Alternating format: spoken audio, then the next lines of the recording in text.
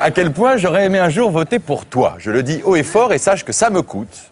Moi qui suis en public d'une prudence politique qui frise la couardise intellectuelle, ayant trop peur de perdre quelques strapontins lors de l'exploitation de ma prochaine pièce et sachant pertinemment qu'au vu du prix exorbitant d'une place de théâtre à Paris, il serait littéralement suicidaire de me mettre à dos la vieille bourgeoise UMP, celle qui traîne son connard de cocu en cachemire dans toutes les premières à la mode, sans canaillant chez Jean Genet tout en regrettant Guitry, oui, moi qui préférerais jouer un texte de Jean-Marie Bigard à poil, ou co-présenter une émission avec Nagui, plutôt que de m'encarter dans un quelconque parti, il faut bien que je t'avoue, je t'adore, Michel Rocard.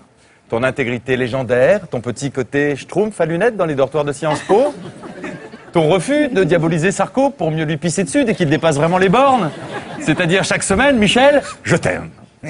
Du coup, mardi, dans la nuit, alors que je dors seul pour la première fois depuis 1912, ayant pris l'habitude d'avoir toujours une femme d'avance, mardi, j'ai fait un rêve, I have a dream. Et dans ce rêve, Michel, tu as 45 ans.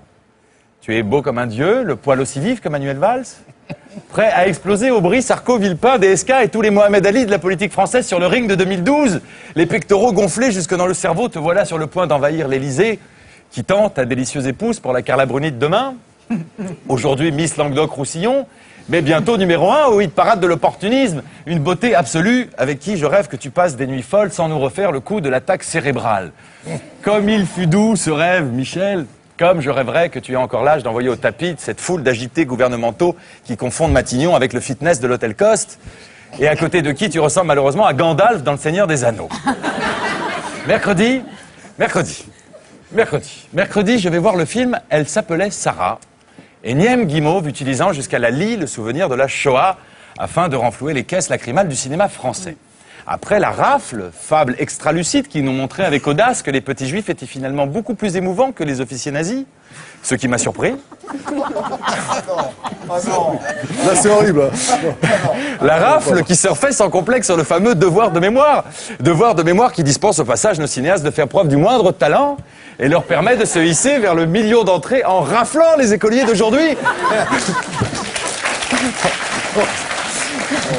En raflant les écoliers d'aujourd'hui pour les parquer de force dans des salles de cinéma pédagogiques. Pauvres petites têtes blondes ou brunes obligées de chialer devant des mauvais films. Du coup, mercredi soir, je décide à mon tour de reprendre toutes mes anciennes pièces en collant des kippas et des uniformes SS sur le moindre personnage, selon les goûts vestimentaires des acteurs principaux. C'est ainsi qu'Adolf Hitler, se retrouvera bientôt impliqué dans le braquage d'une bijouterie dans la région de Quimper. C'est ainsi qu'une pièce futuriste se situant sur la Lune décrira désormais la passion folle unissant Anne Frank et deux jeunes cosmonautes, sorte de Jules et Jim yiddish parfumés à la guerre des étoiles. La Lune symbolisant bien sûr l'Eldorado d'un peuple élu depuis toujours persécuté. Jeudi, c'est long, non? Ça va? Non, c'est très bon. Jeudi dans la nuit. C'est dur. Hein. Jeudi dans la nuit, alors que je suis obligé de contacter une prostituée bulgare, chauve et manchotte. Je vais reprendre, monte un peu. Jeudi dans la nuit, alors que je suis obligé de contacter une prostituée bulgare, chauve et manchotte, afin de serrer dans mes bras autre chose que mon chéquier. Jeudi, je fais un nouveau rêve.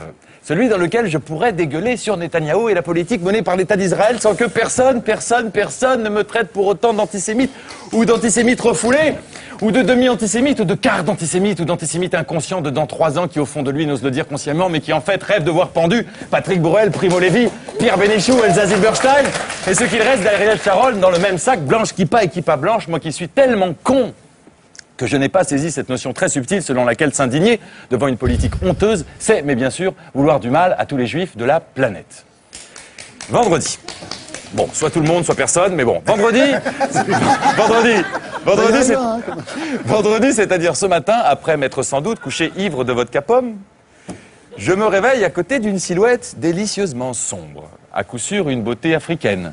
Vu que mes doigts roulent comme des billes sur cette peau dont la formule chimique est aussi jalousement gardée que celle du Coca-Cola, elle dort encore, à coup sûr épuisée par cette nuit de gymnastique que j'ai dû lui offrir. J'entr'ouvre les rideaux, la personne se retourne. Non, d'un cul, c'est Dieudonné. Mon pseudo-pro-palestianisme tardif a dû aller un peu trop loin ce soir. Ça a dû se savoir. Merde, l'enculé d'amalgameur a aussitôt rappliqué avant de m'enfourcher avec sa longue épée de facho antiphage. Me voilà triplement humilié. Je lui dis, fiche-moi le camp, ça l'antillait. Mais il insiste. Il insiste. Attends, mon Nico, me dit-il, fais-moi au moins un petit café. Je viens de lire ta future chronique pendant que tu dormais. On est d'accord à mort. Reviens sous les draps, je vais te présenter à Alain Soral. Tu vas voir, il est pas jaloux. On va monter un spectacle qui partira en tournée dans tout le quartier de la Goutte d'Or. Je lui dis dégage. 1 heure plus tard, je réussis à le virer en faisant appel aux bêtards, des gars très efficaces et plutôt raffinés. Et enfin, on respire autour de quelques boulettes de viande sur la Torah, j'ai pris cher. Ce soir, je réalise donc que mes velléités politiques, fussent-elles vainement orales, compliquent atrocement ma vie de jeune homme hétéro et égoïste. Résultat, je vous jure que je retourne à les fables sentimentales, loin des cicatrices de votre monde pourri. Voilà, pour moi, ce fut une semaine de merde, alors imaginez ce que je pense de la vôtre. Merci Nicolas.